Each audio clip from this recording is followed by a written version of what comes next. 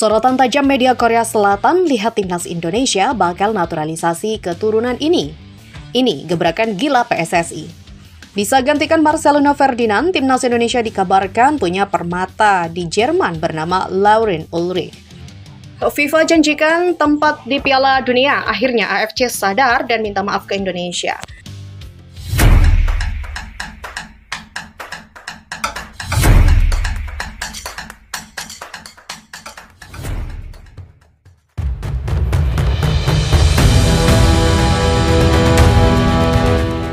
Kabar PSSI yang bakal menaturalisasi Tristan Goyer untuk memperkuat timnas Indonesia di kualifikasi Piala Dunia 2026 mendapat sorotan berbagai pihak termasuk media Korea Selatan.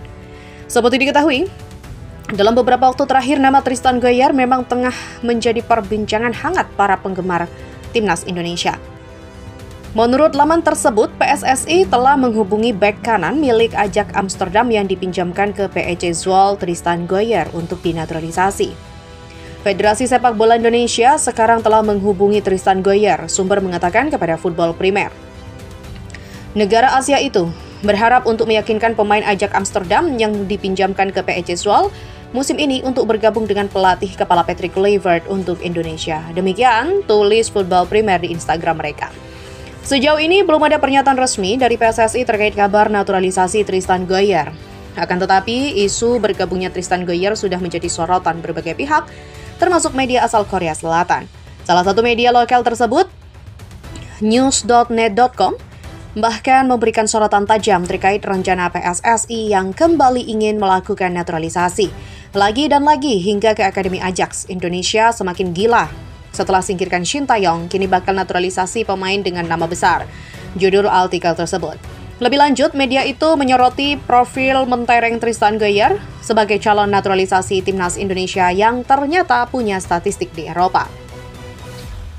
Dalam laman tersebut dijelaskan, PSSI tengah berupaya memperkuat timnas dengan menambah pemain naturalisasi menjelang laga krusial melawan Tiongkok di kualifikasi Piala Dunia 2026 zona Asia.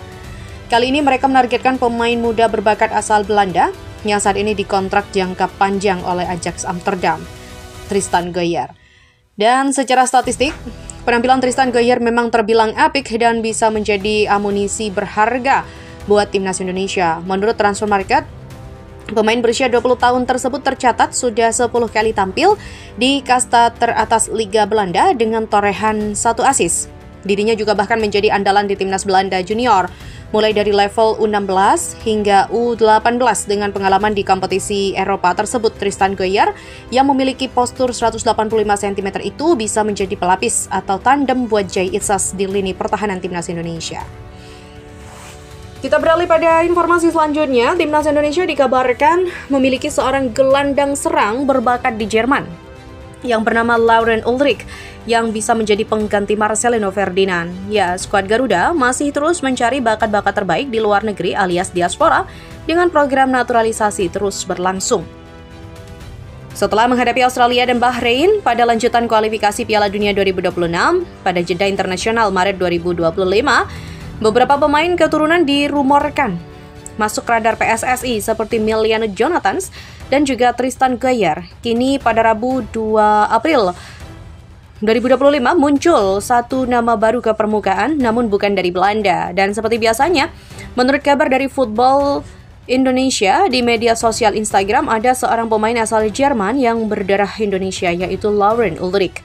Di mana Ulrich bermain untuk tim satelit Stuttgart yang berlaga di kasta ketiga Liga Jerman pada musim ini. Gelandang serang berusia 20 tahun itu juga telah memainkan 10 pertandingan di musim ini bersama dengan Stuttgart 2 dengan berhasil mencetak 2 gol dan 5 assist.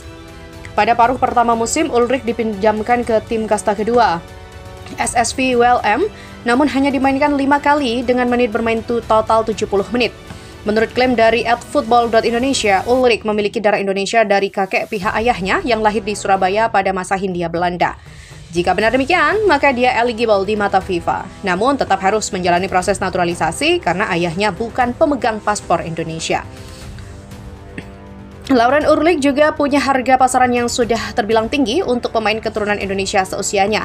Dia berharga 1 juta euro alias 17,38 miliar menurut situs transfer. Ulrich berharga lebih dari 3 kali lipat dibanding Marcelino Ferdinand, yang juga punya harga pasaran 5,21 miliar rupiah. Ya, Ulrich bisa dibandingkan dengan Marcelino karena sama-sama seorang gelandang serang. Di start kedua, Ulrich mengenakan nomor punggung 10, bermain di posisi gelandang serang alias trequartista dengan bisa menempati posisi gelandang tengah atau sayap kiri. Dia sudah membela timnas Jerman pada level U16 hingga U19, namun belum pernah naik ke tim senior. Ulrich bermain 5 kali untuk timnas Jerman U19, namun sudah tidak dipanggil lagi sejak Maret 2024.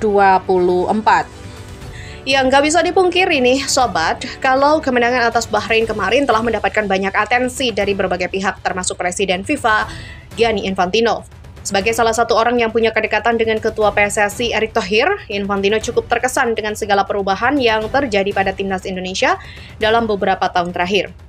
Bahkan kini, Indonesia masih punya peluang untuk ke Piala Dunia, dan Infantino pun gak sungkan untuk memberikan segala dorongan agar ada 1 tiket wakil ASEAN yang bisa mencetak sejarah di Piala Dunia. Sementara itu, melihat cinta yang begitu tulus dari fans Indonesia akhirnya membuat AFC sadar, dan mereka pun berjanji untuk tak aneh-aneh lagi. Dan gak bisa dipungkiri kalau perjuangan timnas Indonesia untuk meraih mimpi ke Piala Dunia harus diakui memang sangatlah berat. Tergabung di grup neraka, tim Garuda seolah menjadi tim yang diremehkan di awal karena jarak ranking yang terlampau jauh. Bahkan ada juga narasi yang menyebut ketika itu jika Indonesia hanyalah bocah kemarin sore yang gak sengaja masuk ke kandang round 3. Namun yang terjadi, mental Garuda tidak menggambarkan kalau tim ini adalah tim dengan ranking 3 digit, karena mereka terbukti sejauh ini Indonesia mampu memberikan perlawanan. Dan kemenangan 1-0 atas Bahrain pada akhirnya mampu menjaga peluang Indonesia untuk tetap berada di jalur yang tepat. Ya, sebuah kemenangan yang seolah mengembalikan lagi senyuman publik yang sempat murung ketika dihajar Australia. Dan berbicara soal fanatisme Indonesia, memang gak usah ditanya lagi. Bahkan di laga away pun Indonesia beneran selalu punya supporter yang selalu siap memberikan dukungan. Itulah kenapa tim Garuda nggak akan pernah sendirian. Namun gambaran fanatisme yang paling nyata terpampang tentu saja pas kita main home. Dan sudah banyak yang mengakui jika atmosfer GBK ketika timnas main rasanya ngeri ya. Termasuk Alex Pastur yang akhirnya bisa merasakan langsung atmosfer GBK setelah sebelumnya cuma bisa lihat dari video. Baginya Indonesia telah menciptakan romansa yang tak terlupakan serta menciptakan keindahan tersendiri di sepak bola. Karena mungkin timnas Indonesia adalah satu-satunya negara yang punya kebiasaan bernyanyi bersama usai laga. Setiap akhir pertandingan semua pemain, staf, pelatih bernyanyi bersama supporter di dalam stadion.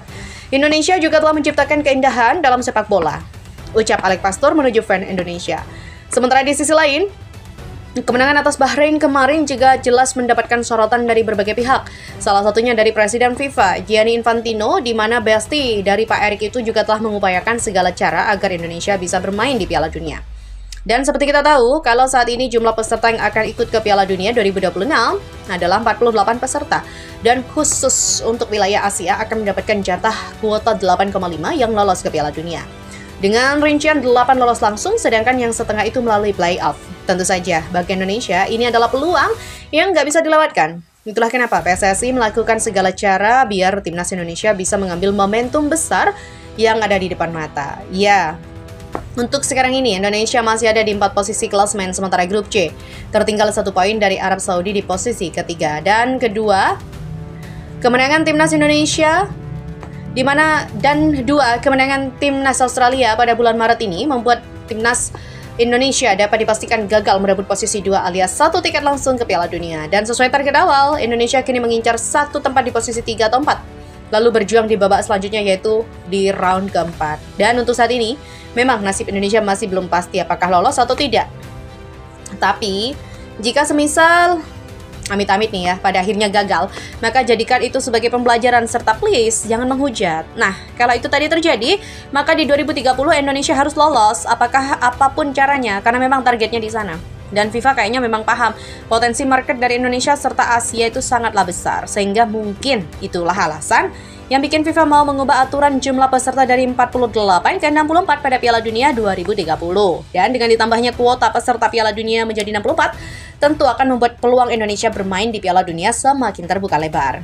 Apalagi dengan skuad yang ada saat ini, kita sebagai pendukung timnas juga sangat optimis dan punya rasa percaya diri yang cukup tinggi. Di sisi lain, dengan sikon yang ada pada akhirnya juga membuat AFC makin tersadar kalau Indonesia bukanlah tim yang bisa seenaknya bisa dipermainkan. Dan menurut Tom Hai, nggak ada alasan lagi nih bagi siapapun untuk meremehkan Indonesia. Bagi Tom Hai, skuad Garuda telah membuktikan semuanya di putaran ketiga kualifikasi Piala Dunia 2026 zona Asia. Dan kini ia percaya Indonesia bakal bisa melaju jauh menggapai mimpi bersama. Saya pikir beberapa tahun yang lalu orang-orang tidak akan menyangka bahwa kami akan bisa bersaing dengan Australia misalnya ya, tentu saja. Dan saya pikir itu adalah sudah menjadi salah satu langkah besar yang telah kami buat, yaitu bahwa tidak ada tim bahkan ketika kami bermain melawan Jepang. Ya, tentu saja